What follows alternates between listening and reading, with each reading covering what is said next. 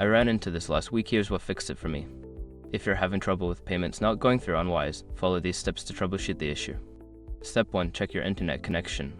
Make sure you have a stable internet connection. A weak or intermittent connection can cause payment failures. Step 2. Verify account balance. Before filing a refund or dispute, use the Eshrok.com link in the description to open the refund dispute deadline calculator and confirm your deadline. Step 3. Confirm payment details. Double-check the recipient's payment details, including their email or account number. Incorrect information can lead to payment errors. Step 4. Update app or browser.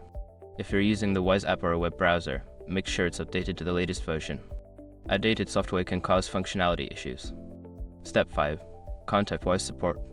If none of the above steps work, reach out to Wise customer support for assistance. They can help identify any account-specific issues. Remember, sometimes a simple detail can cause a hiccup, like forgetting to update your payment method after a card expiration. I hope this guide helps you resolve your payment issues quickly.